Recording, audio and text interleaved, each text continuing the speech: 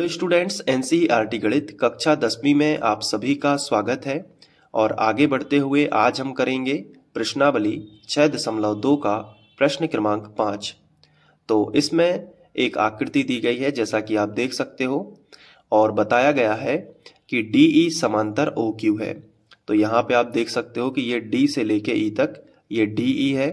तो DE किसके समांतर है? OQ के। ये देखिए OQ रेखा, ये DE है और ये OQ। आगे लिखा है कि जो DF है वो OR के समांतर है। तो यहाँ पे आप देखिए ये D से लेके F तक ये DF किसके समांतर है? OR के समांतर है। आपको दिख रहा होगा OR, ठीक है।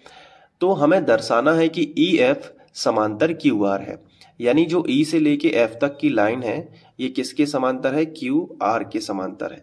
तो कैसे दर्शाएंगे? देखो, स्टेप बाय स्टेप अच्छे से समझ लेना ताकि पूरा सवाल आप एग्जाम में करके आओ।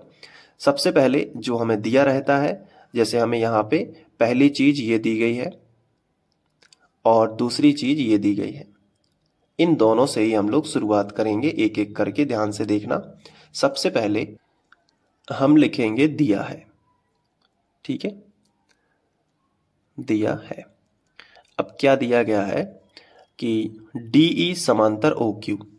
तो ये देखिए D से लेके E तक DE और ये है अपनी OQ। किस त्रिभुज में है? POQ, है ना। ये त्रिभुज बनेगा ना, ये वाला। मैं इसको पेंसिल से हाईलाइट कर देता हूं, ठीक है। अब तो दिख रहा है ना। तो POQ इसी त्रिभुज में है ना। DE किसके समांतर है? OQ के।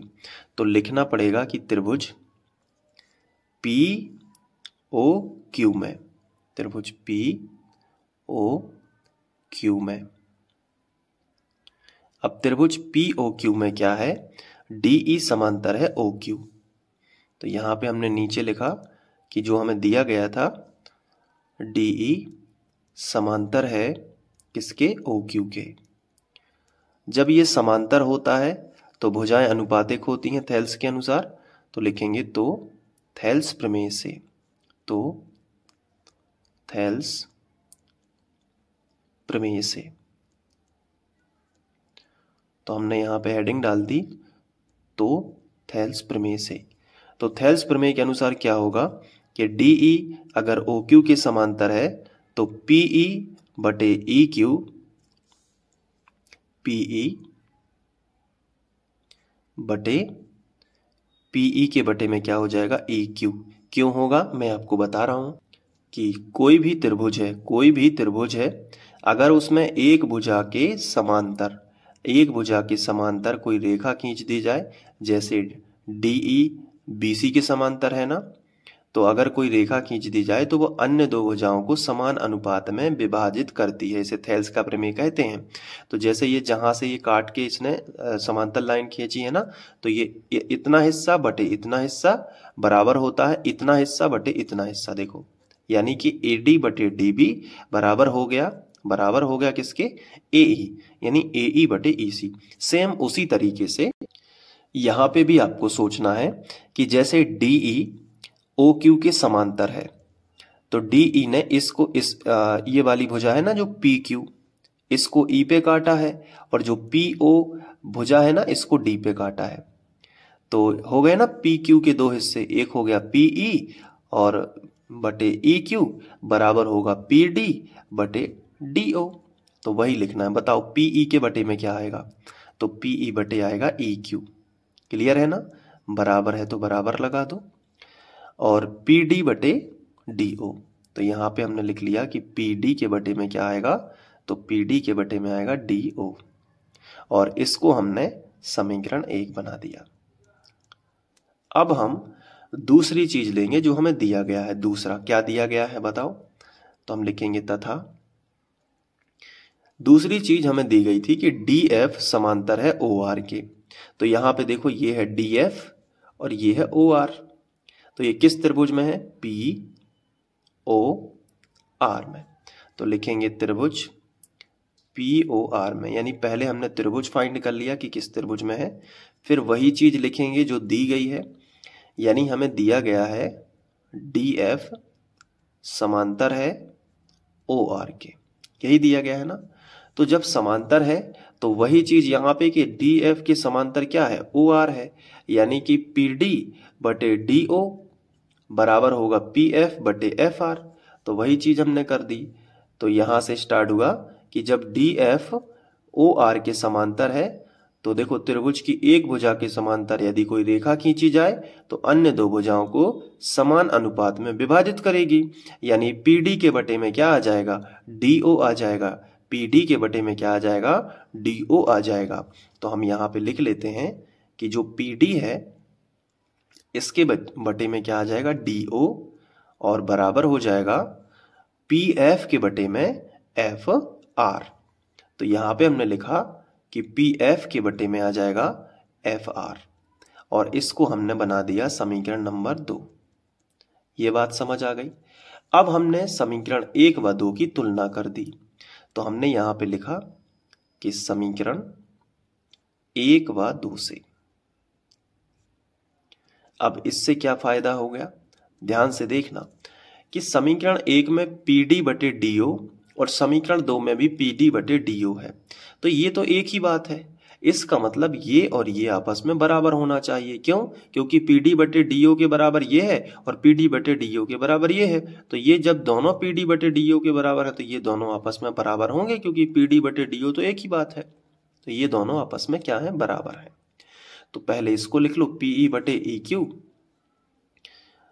पीई बटे ई क्यू किसके बराबर है बताओ, पी एफ बटे एफ आर। पी एफ बटे एफ आर, तो ये आ गया। अब ये चीज क्या दिखा रही है, चित्र से अगर हम देखें तो ये चीज हमें क्या दिखा रही है, तो हमने देखा कि क्या आया है, पीई बटे ई क्यू, पीई बटे ई क्यू, और इस तरफ क्या आया है, पी एफ बटे एफ आर, पी एफ बटे एफ आर। तो ये चीज तो तभी पॉसिबल हो सकती है कि पीई बटे ई क्यू और पी एफ बटे एफ आर बराबर कब हो सकता है, जब ये जो ई एफ हो ये क्यू आर के समांतर हो। क्योंकि समांतर रेखाएं, जो समांतर त्रिभुज की एक भुजा के समांतर यदि कोई रेखा खींच दी जाए तो वो अन्य दो भुजाओं को समान अनुपात में विभाजित करेगी। तो यहां देखो ये ई एफ जो रेखा है ये किसके समांतर होनी चाहिए, क्यू आर के। तभी हो सकता है ना कि पीई बटे ई क्यू बराबर पी एफ बटे एफ आर। क्यों? क्योंकि इधर देखो ये ई एफ है ना, देख रहे हो ना, ये ई एफ, ये यहाँ ई पे काट रहा है और यहाँ इस त्रिभुज पी क्यू आर में देखो अच्छे से, त्रिभुज पी क्यू आर में अगर मैं तुम्हें यहाँ पे समझाऊं, थोड़ा सा ध्यान देना इस चीज को। मैं यहाँ पे त्रिभुज पी क्यू आर बना लेता हूं, ये देख लो यहाँ पे मैंने त्रिभुज पी क्यू आर बना दिया।